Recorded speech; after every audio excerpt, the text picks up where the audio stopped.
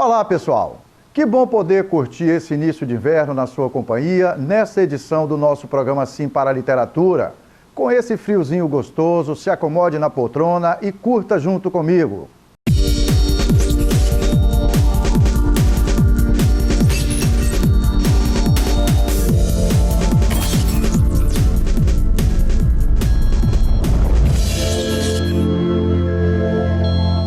No nosso programa Sim para a Literatura, entre outras informações, temos as colunas Dica de Leitura e Dica de Livro. Temos também as colunas Apaixonados pela Leitura, O Livro da Minha Vida, a participação de telespectadores, além de entrevista e muito mais. E o dia a dia na companhia dos livros e das histórias contadas em suas páginas, o hábito da leitura pode nos tornar pessoas muito mais sensíveis. Com a palavra, a professora Kita, aqui de Linhares. Ler é transformar o homem. Por que é fazer o homem sensível? E quando o homem é sensível, ele é capaz de ajudar, ele é capaz de sentir a dor do outro. E é isso que o mundo precisa. Então leia, eu falo com os meus meninos, comece a ler um parágrafo por dia. Porque no final de um ano você estará lendo um livro, 2 livros, 3 livros. Tudo é hábito. Então a leitura é tudo na nossa vida.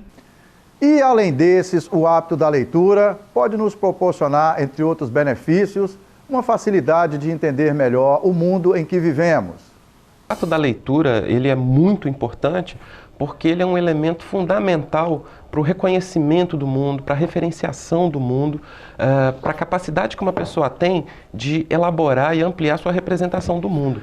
Pela leitura, nós vamos acumulando um conjunto de experiências que a gente não viveu pessoalmente. Só esse dado justifica que a gente passe um período da nossa vida saindo da atividade da vida direta para a gente estar naquela vida que é a vida literária, naquela vida que é a vida do texto, que é o quê? Um conjunto de informações que está ali estática, paradinha, esperando apenas entrar dentro do nosso corpo, alcançar a nossa consciência e começar a abrir perspectivas, janelas para a gente conseguir ter uma compreensão melhor do mundo. Histórias contadas nos livros podem marcar nossas vidas. Vamos para a nossa coluna, O Livro da Minha Vida, desta edição.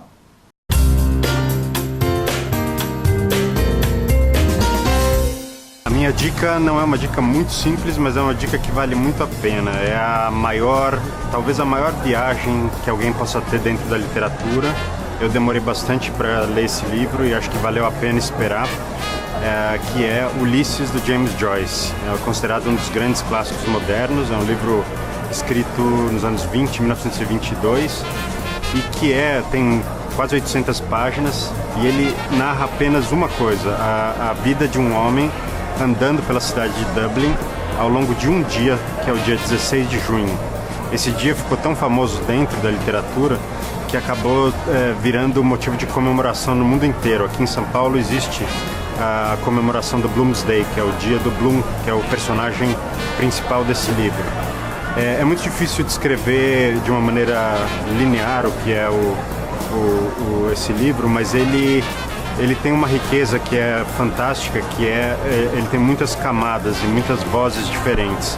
Então, o Joyce, ele dialoga com tipos de narrativa mais antigas, com tipos de narrativa mais modernas, mas apesar de ter sido escrito há quase 100 anos, ele é um livro profundamente atual e também divertido, apesar de muito difícil.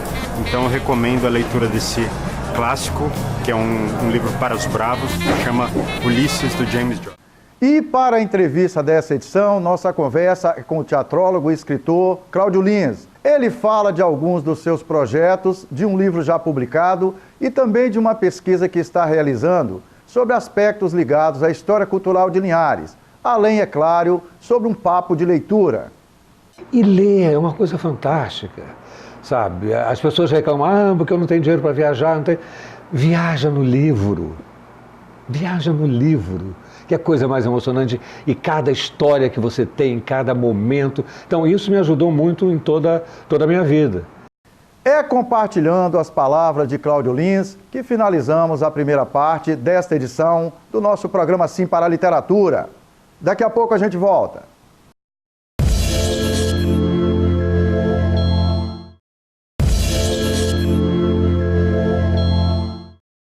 Estamos de volta com o nosso programa Sim para a Literatura e é muito bom continuar na sua companhia. E continuamos na nossa coluna Dica de Leitura desta edição. Vamos de Leandro Carnal. Ler é um gesto poderoso de expansão da mente. Quando eu tenho um livro em mãos, eu tenho um amigo que nunca reclamará se eu abrir ou fechar, seja em qualquer suporte, papel, seja em meio eletrônico, em suporte eletrônico. O importante aqui é a leitura, não exatamente onde ela está colocada. O importante é ler degustando as palavras, prestando atenção na construção das frases e voando com as ideias. A leitura é um desafio que entra na sua consciência e não sai mais. É um hábito. Os hábitos, diz Aristóteles, são uma segunda natureza.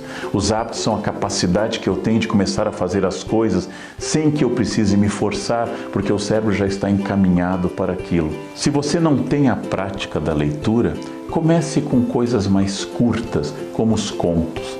Nós temos na literatura brasileira uma grande tradição de contos muito bons. Temos Clarice Lispector, temos Machado de Assis, temos Rubem Braga, temos contos do exterior, contos que vêm da Rússia, contos que vêm de grandes autores contemporâneos. Aproveite, entregue-se a esse exercício, comece lendo coisas mais simples e após pegar um gosto e após desenvolver mais essa habilidade, vá lendo coisas mais complexas. Faça seu próprio programa de leituras, procure auxílio de quem conhece mais, entregue-se à leitura e saiba que, como as pessoas, alguns livros são mais fáceis, outros mais difíceis, alguns muito misteriosos, outros mais árduos e outros muito divertidos. Um grupo de leitores e admiradores do romance Ulisses, do escritor James Joyce, fez nesse domingo, dia 16 de junho, uma espécie de turnê, passando por vários locais na cidade de Vitória. Locais esses que foram escolhidos e eleitos pelo grupo como significativos para representar o Bloomsday, em nome da nossa coluna Apaixonados pela Leitura.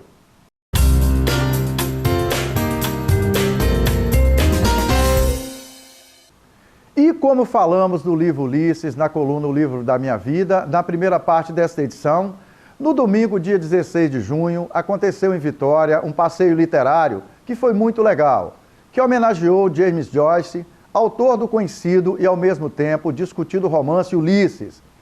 Esse livro foi publicado em 1922 e esse movimento é conhecido como Bloomsday.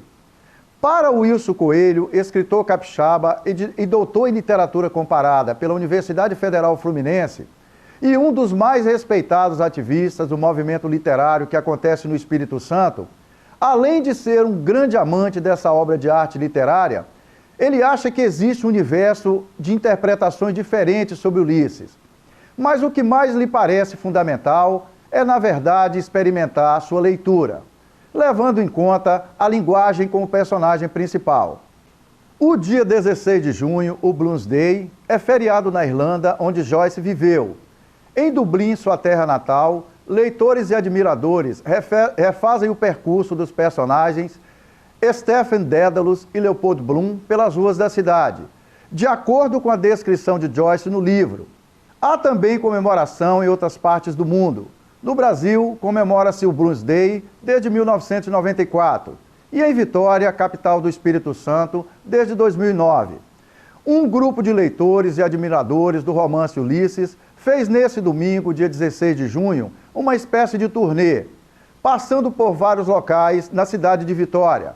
Locais esses que foram escolhidos e eleitos pelo próprio grupo, como significativos para representarem o roteiro do Bloomsday. Entre esses participantes, muita gente bacana e conhecida, como Rui Perini, Vladimir Cazé, Alessandro Darós, Caê Guimarães, Vitor Góes, Jorge Elias, Vitor Nogueira, Rodrigo Caldeira, Alfredo Júnior, Adilson Vilaça, Gilson Soares, Bernadette Lira, Saulo Ribeiro, Rosane Moraes, Ítalo Campos, Bartira Ribeiro, Rita Maia e Wilson Coelho. É isso aí, pessoal. Literatura na veia e de ótima qualidade. E não podendo esquecer do nosso ilustre Chico Buarque, que ganhou o Prêmio Camões de Literatura em 2019, vamos fazer um breve comentário sobre o livro Leite Derramado, o terceiro dos 4 livros, entre outros de sua autoria, que selecionamos para destacar nas edições do mês de junho do nosso programa Sim para a Literatura, na nossa coluna Dica de Livros desta edição.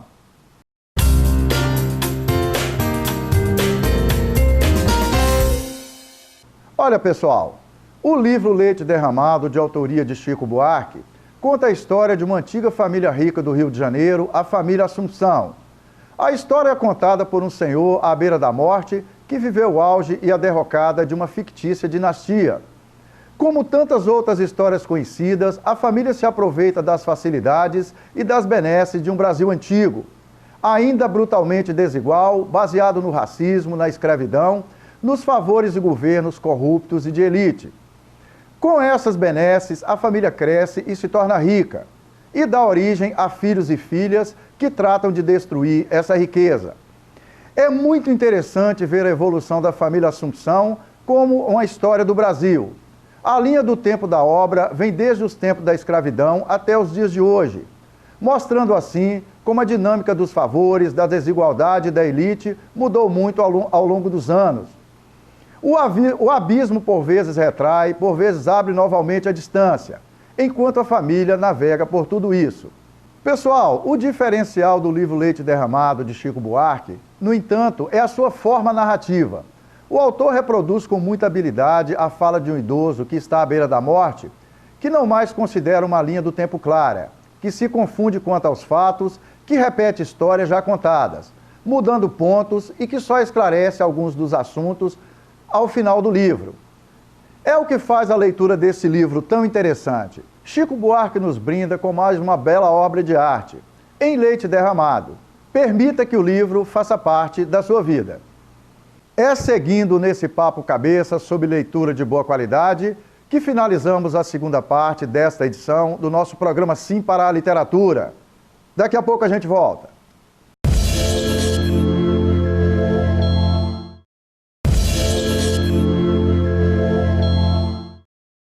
Estamos de volta com o nosso programa Sim para a Literatura e é muito bom continuar na sua companhia. E vamos assistir juntos a entrevista com o teatrólogo e escritor Cláudio Lins.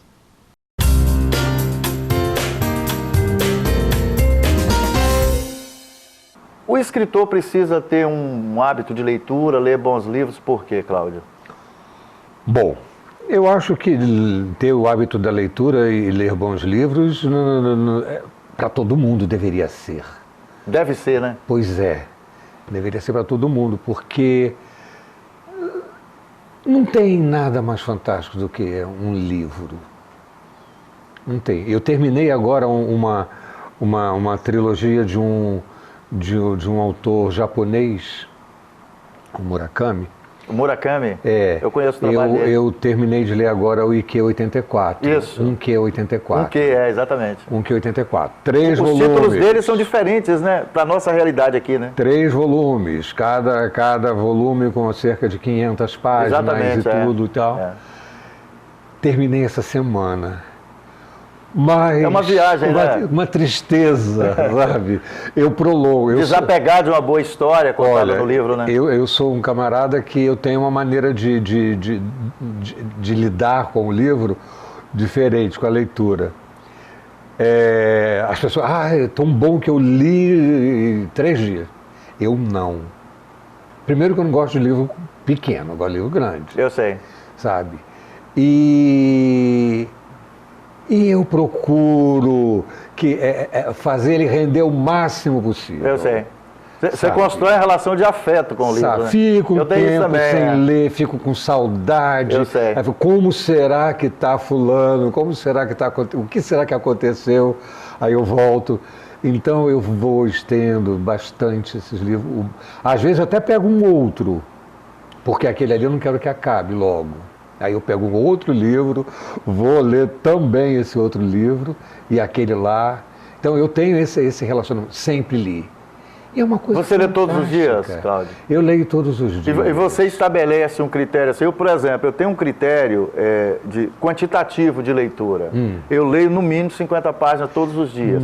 Eu arrumo um tempo para ler. Agora, é óbvio que eu tenho uma realidade, você tem outra. Por exemplo, eu coordeno o projeto Prazer da Leitura, aqui em Linhares e região, e tenho a oportunidade de ajudar a produzir aqui o programa na TV, que é voltado especificamente para a literatura, e apresentar. Então, a leitura também de livros e tal, é matéria-prima para o que eu faço, né? Não é que eu coloco o livro como um bem de consumo qualquer, mas eu tenho uma meta de leitura, porque isso me obriga também a me disciplinar. É com relação a isso que eu te perguntei. Você lê todos os dias? Você tem um horário que você lê? Não tem essa obrigatoriedade de ler todos os dias, não. O livro está na minha bolsa. Eu ando com a minha bolsa e o livro está lá. Então, às vezes, no ônibus, pego o livro para ler. Não esses ônibus estou morando agora no Pontal do Ipiranga. Eu sei. Então, quer dizer, é uma horazinha que eu tenho para ler, sabe? Eu viajo muito, então sempre viajando. Em casa, não tenho muito hábito de ler à noite. Eu sei. Que eu agora, depois de velho, estou dormindo cedo, sabe? Então, não tenho muito hábito de ler à noite.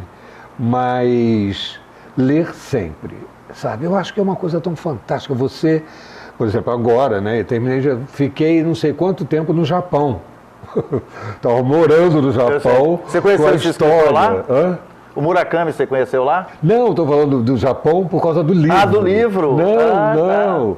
Então, quer dizer, eu estava lendo a história toda, se passa em Tóquio, nos arredores Exatamente, de você se Tóquio transporta para aquele lugar. Então, eu estava no Japão. Tem um personagem de um livro, Cláudio, assim, até para a gente falar um pouco dos seus hábitos de escrita, né, agora, e depois falar do seu livro.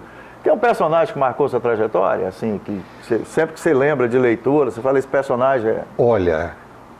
tem autores, né? Eu fui apaixonado por Hermann Hesse durante um tempo da minha adolescência, da minha juventude. Eu devorava os livros de Hermann Hesse. Eu adoro Gabriel Garcia Marques. Você leu o Siddhartha do Hermann Hesse. Mas é claro. Exatamente, Jogo das Contas de Vidro. Exatamente. Sabe? Cartas. Tem muita coisa interessante. Aliás, tudo é interessante. Eu gosto muito do Gabriel Garcia Marques. Do Garcia. Sabe, eu sou apaixonado pelo Amor nos Tempos do Cólera. A Família Buendia, né? Sabe, a família... 100 anos de solidão. Que coisa mais louca. Até eu faço muitos paralelos com o Brasil, das coisas surreais que acontecem naquela... Você sabe que você falou, é interessante, eu tenho hora que eu fico pensando, eu já li o 100 anos de solidão algumas vezes, Amor nos Tempos do Cólera. Como é que o cara pensou uma história daquela? Ele é muito... Não é? Como é que ele pensou aquela história? Como é que aquela história, ele iniciou e terminou aquela história de uma forma tão coerente e ao mesmo tempo tão rebuscada, tão misturada? E tem uma coisa... É uma excelência, não é? E tem, às vezes você está lendo e você quer saber uma coisa? Eu não vou ler esse trem, não. Sabe, é muita loucura, mas ao mesmo tempo te instiga. Assim, não, eu quero ver o que vai dar isso. Exatamente. Quero ver onde... Os 100 anos de solidão promove ele vai. Promove essa inquietação da gente, né? Legal. Já, onde é que esse cara quer ir? Sabe? O que ainda pode acontecer? Como é que você se programa para escrever, Cláudio? Olha, eu estou fazendo agora o meu segundo, né? O primeiro foi lá em São Mateus. Nós vamos mostrar, né? 15 homens de uma cidade. Eu sempre escrevi para teatro. Porque a minha formação acadêmica é teatro. Então eu sempre escrevi para teatro. As peças, na maioria das peças que eu montei como diretor e tudo, foram textos que eu escrevi. Então sempre... E como eu escrevi também em vários jornais, revistas e tudo, então eu fazia aquelas crônicas, aquelas coisas todas. Agora, o livro surgiu de uma necessidade. Por exemplo, São Mateus, no caso desse livro, São Mateus é uma das cidades mais antigas do Brasil, né? Dizem que é uma das 5, mais ou menos isso. E muita gente falou de São Mateus, fala de São Mateus, livro de São Mateus, mas contando mais essa história, desde da escravidão, aquelas coisas todas, São Mateus foi O Brasil foi a última cidade a se livrar do escravagismo, né? E São Mateus era o foco ali. Os navios vinham, se atracavam em São Mateus e tudo. Então essa história era uma história muito contada. Mas tinha uma história que eu acho que as pessoas têm que conhecer. Que está contada nesse livro aqui. Pois é, uma coisa de 100 anos para cá, por exemplo. A história está contada nesse livro. Exatamente. Mostra para o nosso telespectador e continua aí. Esse livro.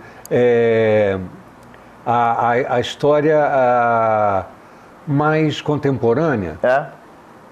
Então, de costumes. Como é que as pessoas viviam há 70 anos atrás, há 50 anos atrás? Parece que é muito tempo, mas não, foi ontem. Sabe? Então, quer dizer, e eu peguei pessoas independentes de posição social, de tudo, pessoas que alguém fala, tem umas histórias interessantes, falando de tal. Então, por exemplo, no livro tem hoje um grande advogado famoso lá e tal, e que ele conta a história de quando ele vendia água, que era o hábito, que não tinha água na cidade, só tinha as bicas na cidade baixa, e a cidade alta onde morava a sociedade não tinha água. Então as pessoas mais pobres e tal levavam em carrinhos água para vender. Para vender na parte alta da cidade. Na parte alta da cidade. Então esse camarada que hoje é um grande advogado, tudo começou desse jeito, a vida dele era vendendo água. Então tem muitas histórias de costumes que a gente fica assim, por quê? São Mateus é uma cidade basicamente negra, e o clube que se chama Ouro Negro, que agora não é mais, o Lions, tem uma confusão lá. Mas o clube que se chamava Ouro Negro não podia entrar negro. Eu sei. E a cidade negra, uma cidade basicamente negra. Então, os negros que entravam, por exemplo, nos bailes, eles eram os das orquestras, que entravam pela porta dos fundos, subiam no palco, tocavam lá, quando acabava eles iam embora pela porta dos fundos, sabe? Então, histórias que contam... Algumas dessas histórias estão no livro. Tem um monte de histórias desse tipo. Aí, Cláudio, você está com um projeto novo, né? Que Exatamente, você está ficando agora em Pontal para intensificar a pesquisa. Isso, Eu queria que você falasse rapidamente para o nosso telespectador o que você está propondo agora, que vai ser transformado num livro. É um livro. Vai ter um nome? Vai ter uma coisa multimídia, sabe? Que eu quero fazer outras coisas além do livro. Mas a minha prioridade é o livro, é o papel. Eu sei. Tem esse negócio de... Eu ainda também, eu gosto desse contato aqui, sabe? Claro. Passar página por página, voltar, né? Claro. O negócio é o papel. Por favor, Cláudio. Eu quando cheguei aqui em Linhares, em 1976, Linhares era uma cidade famosa pela violência. Era violenta, era uma das cidades mais violentas do Brasil, Linhares, sabe? E eu cheguei aqui no momento em que se começava um movimento cultural por duas pessoas que também tinham vindo de fora. Um mineiro, um artista plástico chamado Elcio Cardoso, e um jornalista que faleceu agora há pouco tempo, Elber Suzano. Então, eles dois já estavam começando o movimento cultural aqui.